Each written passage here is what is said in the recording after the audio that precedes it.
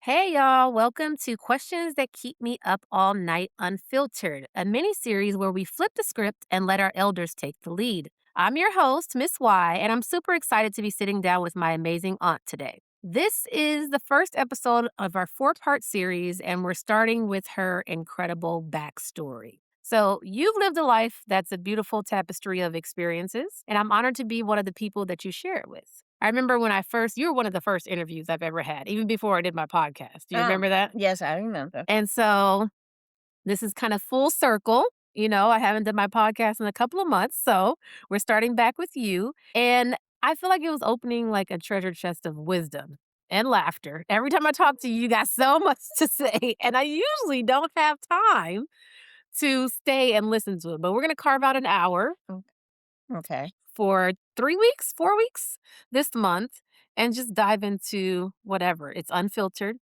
but I'm going to do a couple of questions to kind of guide the conversation. So, you were born into what you were describing to me as like a mixed heritage family. And I think that kind of shaped a lot of your experiences. Well, okay, because of my Irish grandmother? Yeah. Well, I know you were talking to me about some of like the things that kids would say, and I kind of want to get into that. Not Mhm. just you, but Uh-huh. about colorism and things like that, but how it Um, started. How was your background growing up? What was your identity about being Black? But then there were other parts of your life. what's interesting, at first I wasn't quite sure where to go with what you just said, Hmm. but I remember now I can not I remember, I can say now my father was what's the word now? Like, guilty of colorism, Mm-hmm. and he was not light skinned. Right. He was like coffee and cream color. Right. But one day, it was spring, because I had to go to the school for our spring concert, and I had on this dress. It was a red dress with a black and white print, and I let him know I was on my good and ready to go.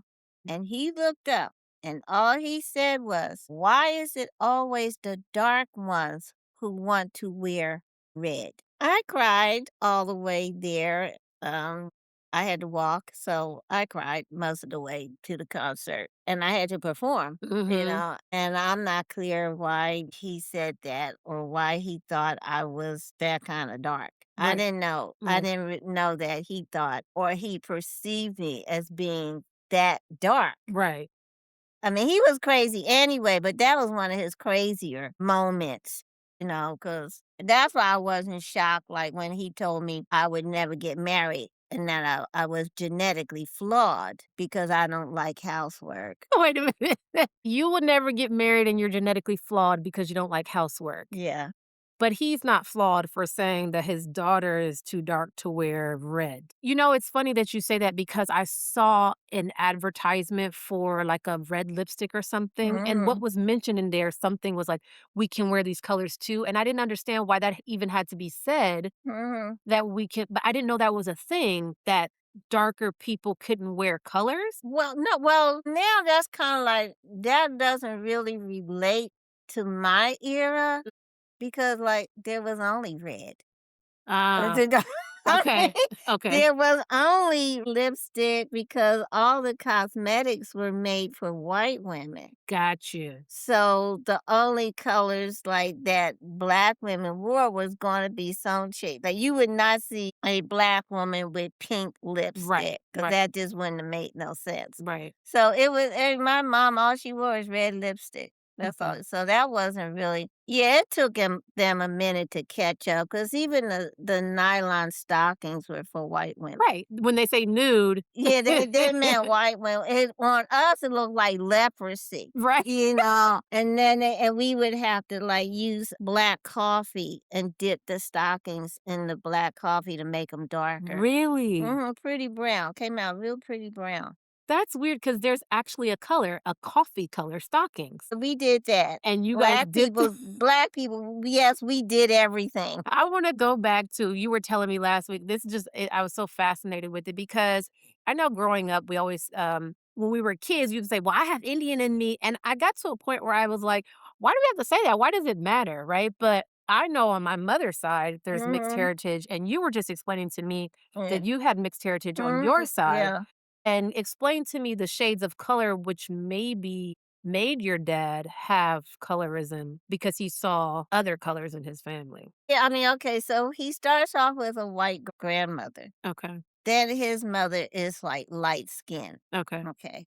And after that, everybody gets darker. So I think him personally, I think he just had a fixation. Although he did not marry a light-skinned woman, Mhm. my mom's not light-skinned. In fact, I'm trying to think between the 2 of them, they were almost about the same color. So Mhm. I don't know where that came from, but it was just a given that light-skinned black people were who they were. They were like white people. It was Mhm. like dealing with white people, only they were black people. You felt like they acted like that? They acted like they were white people, like they were better? Well, I mean, if you let it be known that you don't want your kids playing with these other kids because you're dark Mm. and their kids aren't, Mhm. that kind of lets you know. And then the lighter skinned kids, especially the boys, they just thought they was cute. It's like it was just so supposed to be understood Yeah. that they were cute. I would never date a light-skinned guy, and not that I'm prejudiced, it's just I didn't think that they would ever find me attractive. Yeah, well, now the only thing that helped me not get into an attitude was Sherry Lewis. Sherry Lewis, I think she got left back. A Catholic school will leave you back. They will leave you back rather than leave you stupid. Mm, I think Sherry was a little older than us. Maybe she was maybe 2 grades behind. But Sherry was like really light skinned with the green eyes mm, and the nice hair, mhm, but she was like so down to earth. mm. And because of her, I'm like, okay, this don't have It's to a myth. it's a Yeah. myth, Mhm. but now Chauncey She know the names. AKA Rusty, which I don't know how they got Rusty out of Chauncey. Chauncey was about 4'3". Not really, he just looked that little, you know? Maybe he had little man syndrome. But he thought he was hecka cute. He really thought he was cute. And then it was mainly the boys. It was these light-skinned boys. Mm, And they all just assumed they was a something mhm, just because they were light-skinned. mhm. It was weird. But you mentioned hair. Now, some people would say I was somewhere the other day, and, this girl said to me, "Well, you got good hair." I said, "You got hair too.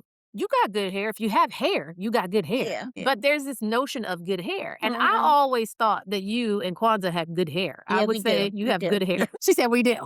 Okay, so what pray tell is good hair? Because to me, Okay. I feel like when you say that, you negate people who have hair that is not as European, and people say that that's not good or nappy is not good. Well, good hair meant it was kinda close to European hair. Good hair meant you could wash and go. You did not have to press it. Mm, You didn't have to get it straightened. You mhm, didn't really have to do a lot to it. But see, that was a myth also because I thought white people, all they had I mean, I know I sound stupid, mm.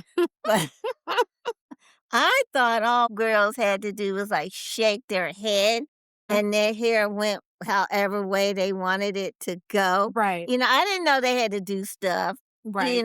I mean, Mhm, I found out, because 'cause I'm like, "Okay, that was dumb." But good hair just meant like, "Oh, you don't have to get it straightened. You don't need a hot comb on your" mhm. that's what good hair meant. So do you think you had to like, your perception growing up in Philly, Mhm. did you feel like you had to get your hair straightened?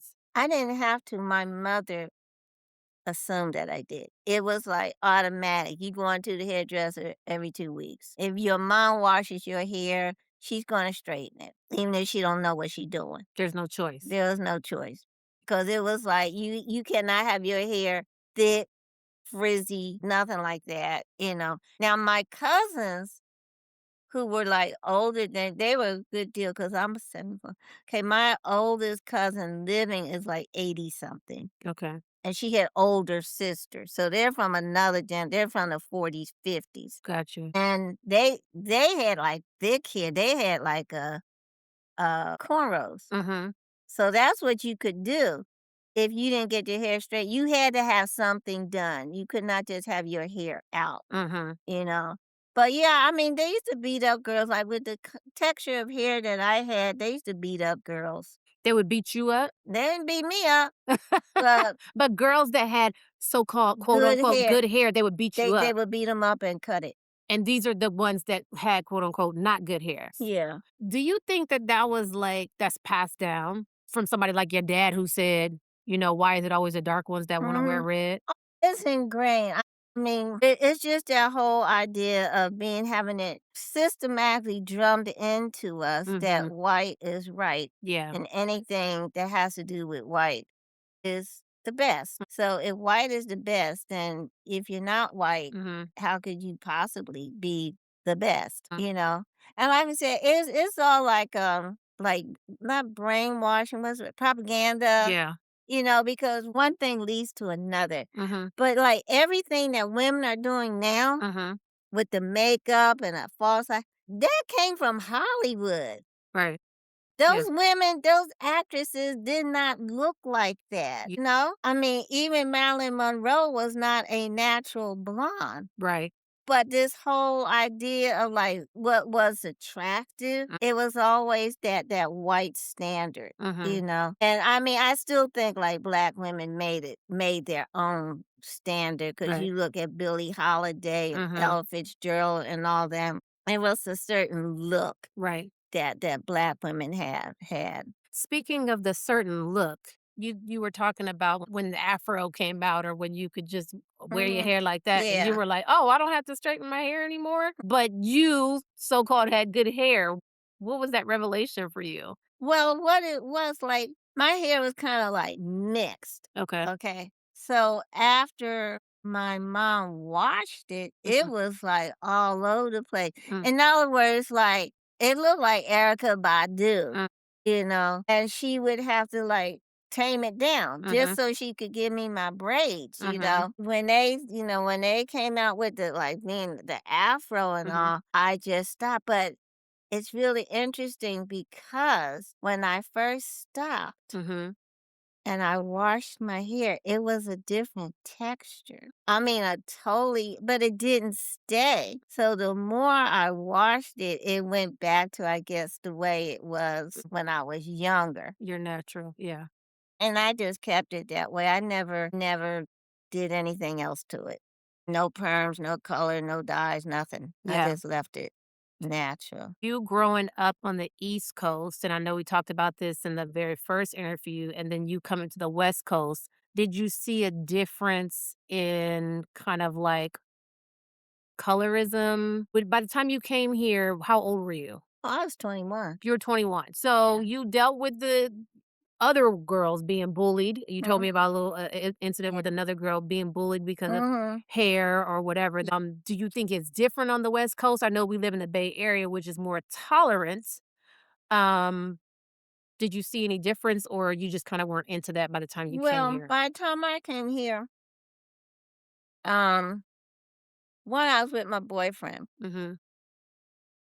and the way I saw a better tolerance was because he was Sicilian. Okay. And in Philly, we were under attack every time we went out. Okay. It was either the black guys would insult me. We understand sis trying to make $1, trying to make $1, you Oh know. my goodness. Well, the dollar ain't coming from you And they would insult me for being with the Sicilian now man. to aggravate him because Mm, they wanted to fight him. mm, And so he would like talk back mm-hmm. and then they would go like, "You mean Vietnam, Vietnam," meaning like, we did Nam, we did the Nam, well, he did the Nam too. Right. So that was pretty wild. I mean, we had to between the cops, any and all races, we were under attack every time we went out. And it was the chief of police, Rizzo, who's the father of any Rizzo people know about now. He ran for mayor. Mm-hmm. And we decided if he won, we was out of there. Philly cops are totally corrupt. And we knew it was going to be hell to pay just walking down the street. I mean, when I say under attack, we had like who I think was the Irish neighborhood we walked through. They actually threw garbage at us, and the cops just bothered us. Period. Because Philly is very racist, very overtly racist. You don't Yeah. have no doubt that that's what it is. So when we come out here, we realize it took us a minute. Like Mm-hmm. we can actually, no one cares. No one cared that we were a mixed couple.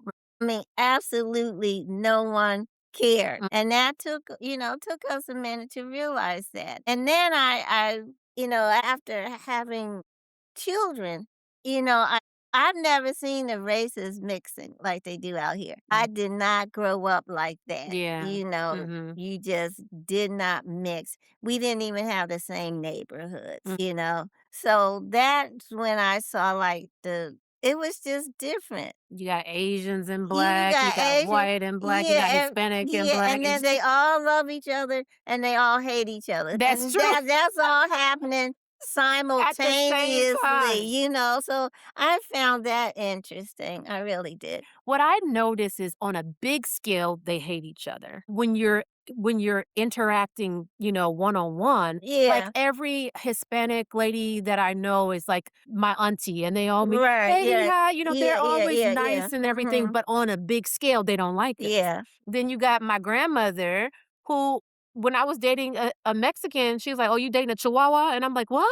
Who said that? Granny. No, she She didn't. did, and I never expected that to come out of her mouth, but, she was, at the time, 90-something years old, but she would call him a chihuahua, and I'm like, "Granny," just based off of he's Mexican. So, black people, they have their Uh-uh. stuff as well, and then Well, you have Asians who cannot stand us, but you have all these Asian men that are dating black women. So, no, like, on an individual scale, it works, but yeah. in as a whole, Well, I'm telling you, I don't know how I managed to not be called, can I say nigger? you can. Okay. Unfiltered, I've guys. only managed to be called nigger to my face 3 times. That's a lot in a lifetime because it's not nigga, it's nigger. Yeah. That's a whole different thing. Yeah, 'cause that little white boy, it was like winter time, the snow had stopped, we were making our way we had to go through, like, some serious white neighborhoods to get to the movie theaters, Mhm,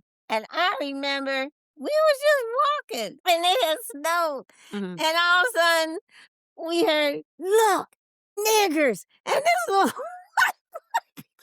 Oh my goodness. they started throwing snowballs. What? I'm like, "Oh." We didn't run because we was ready to fight, we Yeah, was willing to fight if need be, but they kinda I think because we didn't run, we kinda, like, just ignored it. so they didn't scare They you. they didn't Yeah. they didn't mess with us, and then later on, it was a Puerto Rican who called me a nigger. What was Mhm. that? Was that in Philly? Yeah, the Puerto Rican with the kinky hair, the They thick black lips, and too. the broad nose. You a nigga too. He looked more African than I will ever look in this life or the next. And I'm like, "Ugh." Maybe he was just trying to say negro. No, no, I could tell by the way he said it. And we didn't mess with the Puerto Ricans. We did not. In fact, my older cousins, when they were talking about Puerto Ricans, they would go click, click, click. Don't ask me why, but that meant you were talking about a Puerto Rican. Wow. Okay. So life goes on. I don't get called a nigger again until I'm going through my dark night of the soul in the Tenderloin of San Francisco, and I met this guy. Now he must have been Native American or what's called Native American. Mm, I just thought he was cute. And we go he wanted to stop in this bar mhm, for a drink. mhm. I had barely had my nose in the door, Mm, and all I heard, "We don't want no niggers in here. We don't want niggers in here." And I'm like, wow. all y'all is like brown? Well, wait, oh, They so were they were all It native. was a Native American bar, Oh, and they did not wow. want niggers in there. Wow. I haven't had many experiences with what people call Native Americans, and unfortunately, that's because they're really not part of the conversation, which sucks because Yeah. I feel like they haven't been part of the conversation for a long time, and they should Mhm. be. Because for the most part they have been native to this land, and but the interactions that I have had, which are very minimal, have been very pleasant. But there is this thing that I know that every culture in this world has something against black skinned people. Even the darkest Indian from India, darker than I will ever be, Well, has an issue with black people. was that because it was a deliberate campaign. It was as much a campaign as it was to the white woman, the epitome of beauty. Okay. That's a campaign, Yeah. okay? That's why when you look at all these, like, rich, like, the Arabs in Arabia, Mm-hmm. they love white women. Mm-hmm. Why? Because they've been programmed to love white women. They've Mm-hmm. been programmed to think this is the epitome of, like, beauty, not intelligence. It's visual. The epitome of beauty. The whole idea. I mean, it's really weird. I know this is a strange thing to say, but I am glad I'm not like a white woman Mm-hmm. because they also, as they've been put on that pedestal, Mm-hmm. but they're also been put on a horror pedestal. Yeah, Like this unfortunately, this yeah, this is like they're like also like considered whores. At the same yeah, time, they're yeah, being put on this pedestal, mm, and like the trophy wife is a white woman. mhm, Okay.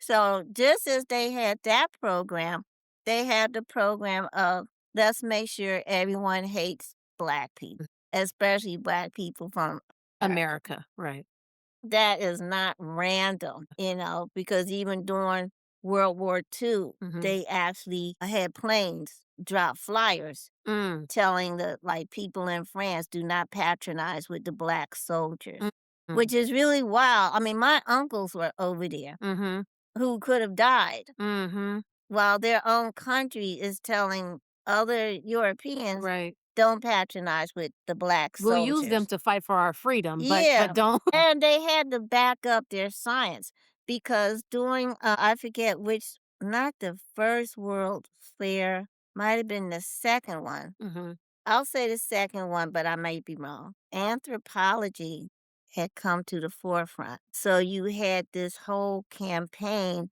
of proving the mhm, white people as the superior race. right. And not even all white people, white males, because white women were still considered inferior. So Imma ask you a question real quick on that point, Mm. and I'm not gonna say this person's name, this person shall remain nameless. Oh.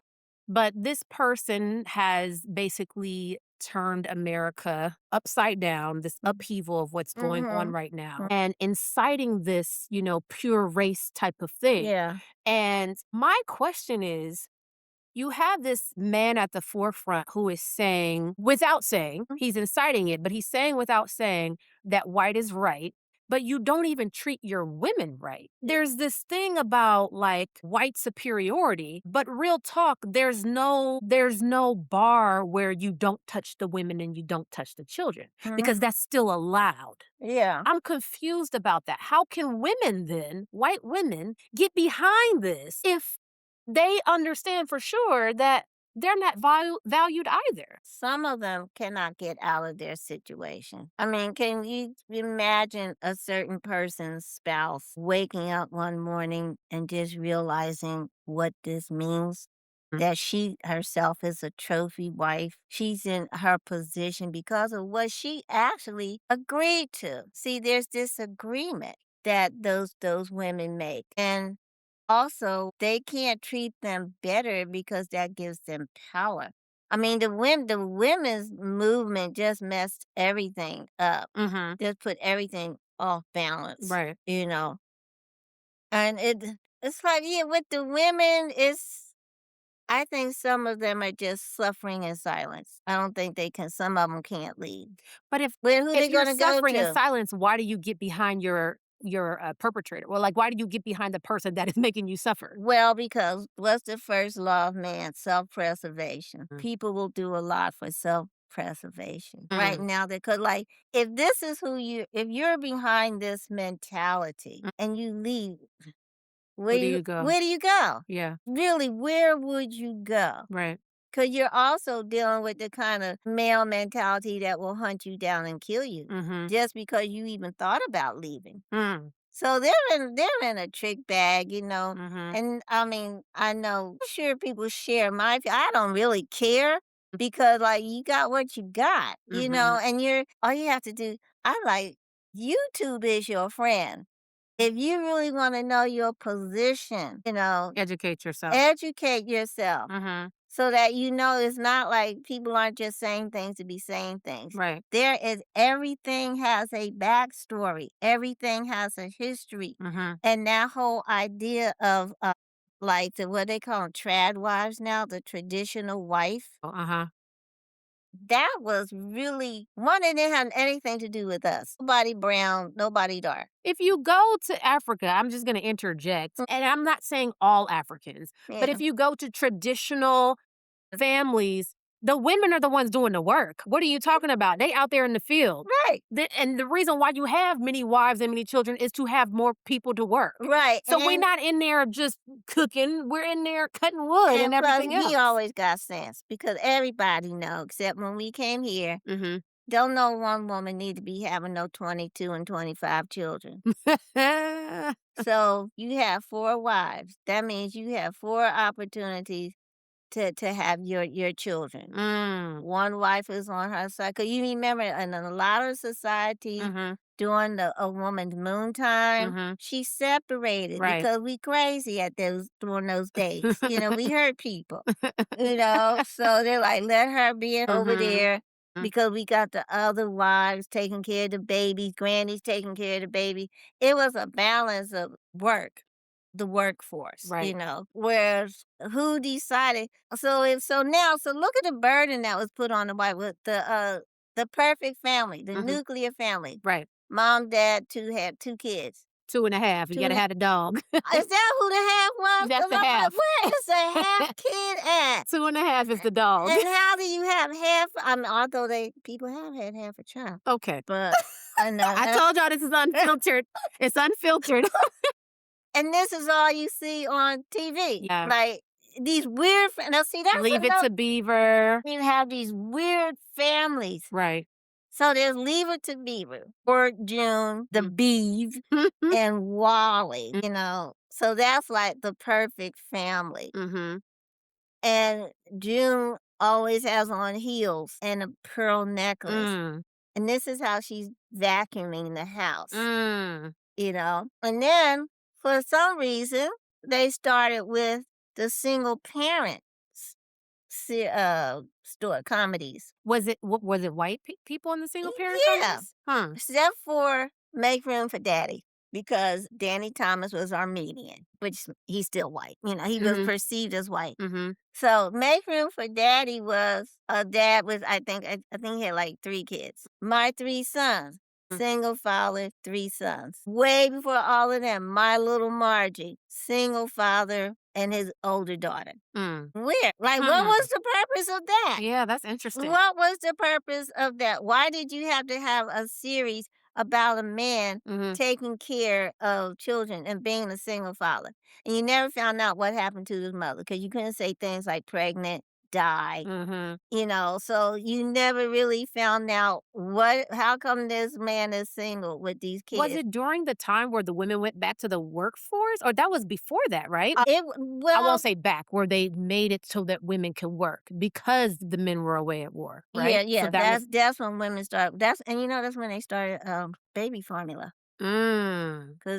Because how can you nurse if you're at work? Really? Yeah, and that's when they started pushing bottle feeding. Hmm. It was not the norm. Everyone breastfed. Wow. Because baby formula wasn't nothing but powdered milk that they gave to the soldiers. It was government powdered milk. So we feeding your daddy this, and we feeding you this. But I mean, that part of like the end of the media industry, I never understood because it would be a really long time Mhm. before they showed a single mother as Right. head of Okay. household. And then, but look at the breakdown because whatever's happening on TV Is what's happening. is what's happening, is what they want to Right, happen. it's coming down the They're pipeline. engineering, Mhm. Mhm. like I say, that's why it's called programs. Mhm. So you have this weird moment of these men single headed household. Then you have the nuclear family because father knows best. I forgot about that That's one. the only one I remember that you talk about, father Yeah, knows best. and so you had that. But even father knows best, single male. He didn't have a wife either. I had to look that up. Wait, I'm trying to think.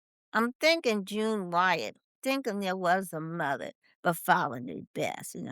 So Mhm. time goes by, and it's like your generation. Y'all's big show was, what was it, Saved by the Bell. Mm. And I used to watch it Mhm. with my own daughter. And one day I asked her, I said, what do you notice about this program? And of course, she didn't notice because she's not thinking metaphysically, or whatever.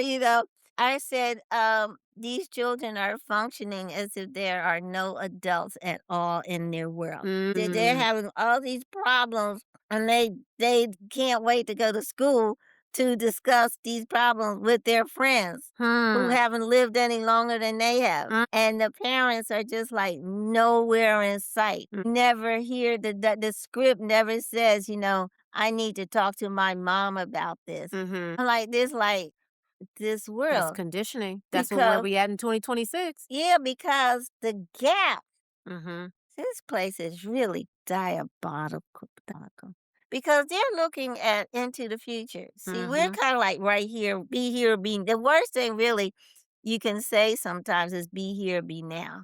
Because that's not how this situation is working. Right. This situation has people, this is their job, is to look at what's happening now Mhm. and project into the future. What's the Mhm. trend? What do Mhm. we need to do? Mhm. So you had Coca-Cola. Coca-Cola was family. Mm. Coca-Cola was Santa Claus at Mhm. Christmas time. All Mhm. the ads, Coca-Cola, Coca. Then all of a sudden, here comes Pepsi. Coca-Cola's biggest and only competition Mm. was Pepsi's slogan. I have no idea. Pepsi's slogan was, now it's Pepsi for those who think young. And those who thought young Mhm. were the Pepsi generation. So that was the beginning of the gap. Mm. So by the time the 60s come along, all of a sudden there's like this generation gap. Now, then we didn't sit around saying there's a generation gap. 'Cause you didn't think about it. But it was insinuated, it was put into the society Mhm. that there was this gap Mm. between the generations. We didn't understand our parents didn't understand us, and this was pushed and Mm. promoted, this whole moving away from the elders and the putting down. That's why in old shows older people always made to look stupid. Yeah. They don't have nothing good to say, and therefore there's no need to respect them. Mm. They're old fashioned. And this was just promoted and promoted until you have what you have now.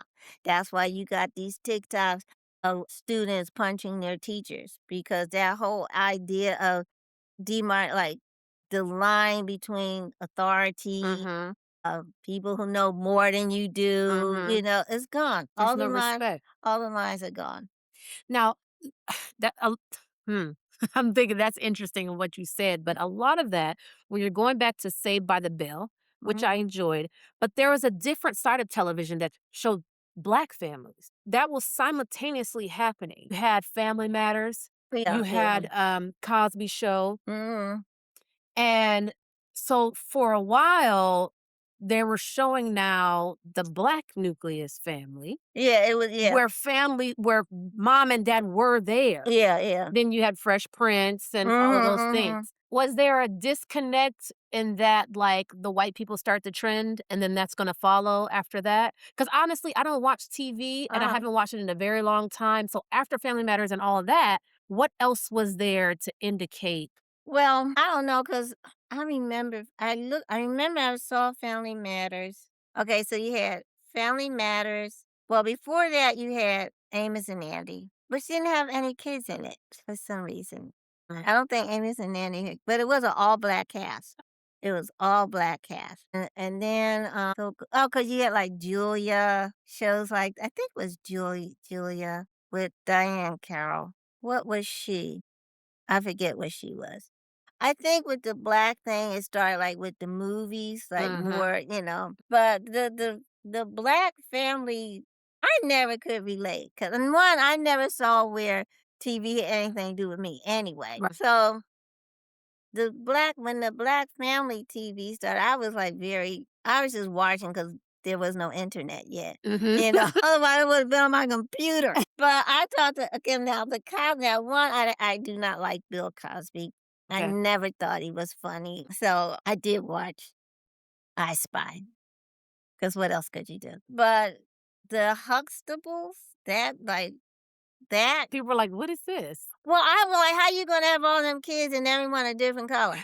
Yo, I I was just mean, saying that the like, other what day. would I it said, "Wait, where did her light skin would butt come from?" I Like, mean, I'm just no offense, but I mean, how did you skip a generation? all the kids, I mean, they didn't even try to make the kids everyone joked about that, like, "Hi, family," and don't none of the kids look nothing like each other. No, no, that don't happen. That was crazy.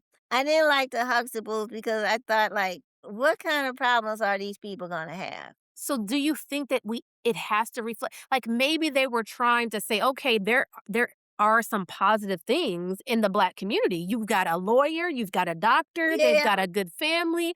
We're not all about, yeah, but they weren't in the hood either, they weren't." you But know? maybe that shows somebody in the hood that they could attain to something better. Yeah, it also showed, like, we didn't care either. Like, really, who cares? Who cares? But, I mean, I know those people were there because they used to have the cotillion balls. That's the closest we got to, like, black high society, and that Mhm. was just a picture in the newspaper. Right. Cause to this day, I don't know where they had them cotillion balls, but the whole purpose of the cotillions was to present your almost grown children Right. to Mhm. each other Mm. to that particular segment of Black society, Mhm. and everyone would know whose child was who should get married, who should be considered for engagements. Mm. Yeah, it was just like it wasn't no different than royalty. Yeah, it's like high You know, 'cause you society. talking about lineage, like you don't want stupid grandkids. Mhm. You want grandchildren with a certain pedigree. So there was even, like, arranged marriages pretty much within in a Who way. who else would you marry? You're not Right. gonna marry Black Stevie, he's not in that equation, but you do want, Randolph Miller III. You want your daughter to meet Randolph, you know? So that was and they actually had a segment of the Black newspaper called Society, and me being as smart as I am and Mhm. and knowing how the words work, I would like, if this is the society page, what's the rest of us? Yeah, what are we? Like, what are we? Are What we are we not called? And society? I'm like, that is so weird. And that was society page. That was the Wow. banner. And you would find out about all these black people in your area who Mhm. were well off and doing great things, except eating a hot dog with your father. You know, yeah, that was interesting. So, I mean, even with that, okay, I was just talking to my friend about, how I worked 2 jobs this year. I worked so much overtime that it put me in this tax bracket, but I owe all this money and I'm still living paycheck to paycheck. Right. And so technically I'd be considered middle class, Yeah. but I live in a room with my husband Yeah. in my roommate's place and I'm still living paycheck to Well, that's paycheck because they actually, there really is no middle class. There's no middle class. because they make the middle class pay for the poor and the rich. Yeah, but And I wouldn't consider myself middle class well, because I'd be broke. now they just want you have or you don't have. Right. See, because they don't want the middle class to aspire But the to middle more. class is holding up Yeah, the yeah, upper but class. they crushed it. They have crushed the middle class. Because middle class would have been like even can't afford a house, but she's making what would be considered like what they used to have like middle class and lower middle class. Right. So we'll say And lower then they middle. say upper middle class. Yeah, Mhm. so like my family was lower middle class, Mhm. which means my dad was able to get a house, Mhm. you know, and he probably could have gotten even a better house, but he didn't. He didn't allow my mom to have a job, Mm. which is so self-defeating. For sure. I always thought that was crazy, but that's how determined he was to be a misogynist. Like, "No, you're not working." That's gonna be on part 2 because we need to dive into that. We need to talk about the Black family. Yeah, yeah, yeah, the black family, But, yeah. I mean, I guess I went into the middle class thing because, I know that on my mom's side, there was some cotillion stuff going. Yeah. My mom wasn't part of that. But, Oh, that's right. Cause her dad was he's a professor? yes, he was a had a PhD. Oh, Um yeah, okay, So they yeah. were into that high society, Uh-huh, and uh-huh. so I'm thinking like, was that something to aspire to? My cousin talks about my cousin, and a few other we're aspiring entrepreneurs. We've been working on this for a while, and what Mhm. what she learned is the Bay Area is maybe a better area to like break into entrepreneurship. There's Yeah. people that are mentors. They want you Mhm, to succeed. mhm. Whereas she goes to Texas, moved to Texas, and there it's kind of like high society Black people. We've been doing this. We have a Yeah. legacy of having, Mhm. businesses and it's in the Yeah. family and we're not Mhm. necessarily trying to give you a leg up or help you. Right, yeah, yeah. What When you were growing up, was there always a distinction? Did you ever know any friends that were rich, Black rich folk or high society? Or was it just like that's something to attain to, but you never saw it? Because it was based on where you lived. Okay. If you were a certain economic bracket, Mhm. you lived in a certain place. Right. So you weren't gonna run into these people, Not even in school. not even in school. No, you didn't know because they went to other schools. Right. They didn't go to public school. They weren't Catholic, so they didn't go to the Catholic private schools. Right. They just had like private academies, Mm, places like that. You did not you did not mix with them. They weren't there. mm, Like my neighborhood was a middle class neighborhood. Now that I think back, mhm. um, 'cause, like, so there were family Imma take that back. We might have known some of the parents of the ones who were on that society level. Right. But when I think about some of the people on our block, Mm, yeah, they were sedity. They okay. didn't like us, Mhm. you know? They Going back to colorism, what did that exist or it was they more were so about money? no, they were the high I say high yellers. You can. They were We're doing unfiltered here. One time I called my mom that and I got a Oh, did she mouthful. slap you? I mean, I didn't mean it in that Uh-uh. had it been a couple of years before, she would have Uh-huh. slapped me. Yeah. But it was more like she gave me that look and I felt really bad. And I Yeah, was like, no, these no, because I remember one woman in particular, she did not like us. See, I'm trying to see that neighborhood before my parents moved there. mm-hmm. It was predominant. First, it had been Jewish. What's the word we're talking about? The high sedity people. The high sedity, upper class, not upper class, middle class Black people start moving in. Jews start moving out because Mm-hmm. they were determined. Like I said, I don't know when it happened that Jews were Black people's friends. I don't know when that happened because I never saw it. I mean, really, they're like, oh, I'm like, when? Because from my experience, we move in, the Jews moved out. That Mm-hmm. happened all over Philly. Mm-hmm. So then you have the affluent m middle class Black people Mm-hmm. who were predominantly light skinned Mm. because they had the better they were more accepted. Right. They were more easily tolerated because they weren't as hard to look at. But then you have the war, so you have more variation in color. You have the darker people, able to buy Mhm. homes. So we all get all mixed in together. Mm. But even those people on my block, because I'm like, if you was living where I'm living, you're not doing that great, Bentley. But it was considered a something. So yeah, I think they were there, just didn't really. You couldn't tell because it wasn't a big. Everyone didn't have a car. Mm.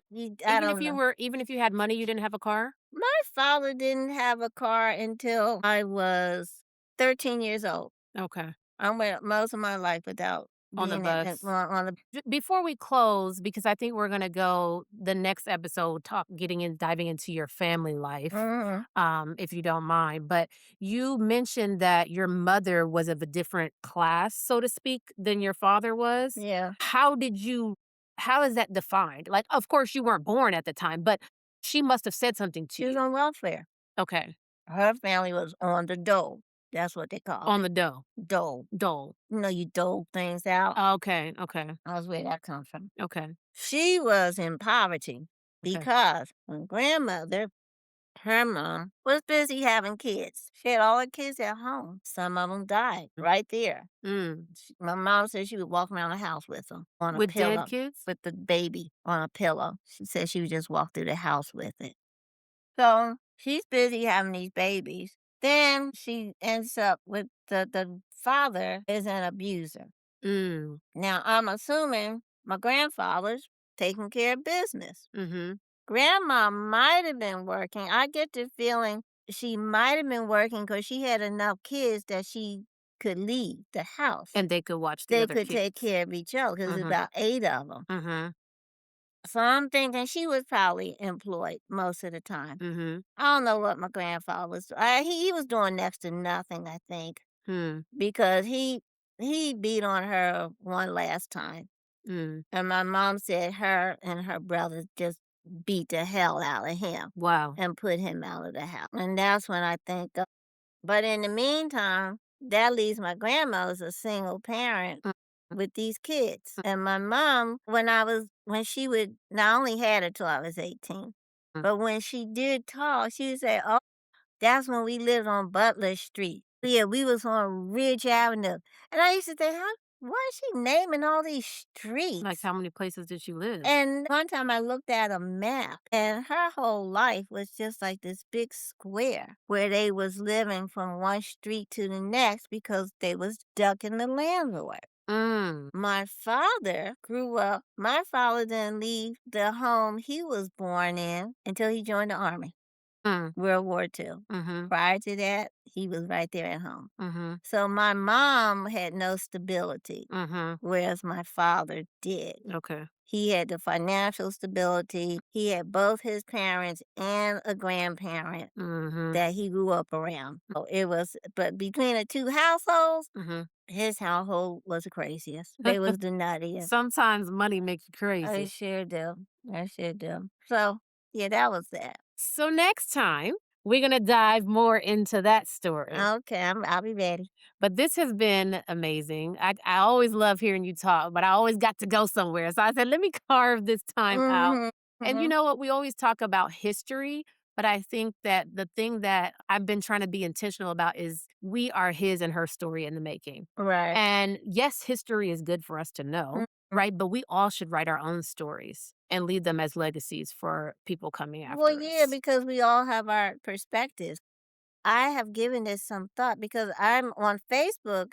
I'm connected with 2 women that I went to school with. One I went to elementary and high school with. Mhm. The other I didn't meet until high school. They are doing quite well. Mm. They have the retirement. I almost said they have the retirement I wanted, but then I wasn't even thinking about I was trying not to work. So I can't say they got the retirement I was dreaming of. Right. But they stayed on the straight and narrow, and I Mm. did not. Right. And one of them, Anita, she's actually teaching She ended up teaching where we went to elementary school. Mm, And I'm like, "Really?" But because she stayed, like, she did not leave Philly except to go down south because that's where her parents and her people were from. mhm, And so she stayed on this track right. and ended up going to college back there. Mhm, Like, all this, she never left Pennsylvania. mm, And then she gets her degree, she's teaching, and she joins the sorority. So mhm. they became society. So when they talk about high school, I'm like, were we at the same high school? Because I remember them nuns being racist as all get out. I'm like, how did you come through that? So their whole perspective, we were in the same high school for the same 4 years, Totally different experience. totally different. They were Mm, more, well, why I wasn't successful, that's a whole nother tale. mhm, But it would be different perspectives. right, and Like, everybody needs to hear all the perspectives, yeah, right, to yeah, kinda, like, make an informed decision on how they're living life, yeah, yeah. yeah. So it's been great. We will see you soon. And y'all, if you got the invite and checked out the website, you know the spiel. So tune in next time.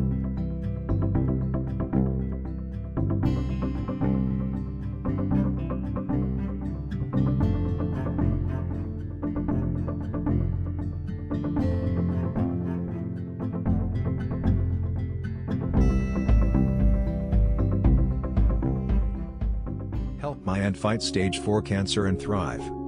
My aunt is battling stage 4 ovarian cancer and needs help. Please support them in this fight against cancer and help cover their needs. Help me fight this battle. Donate now.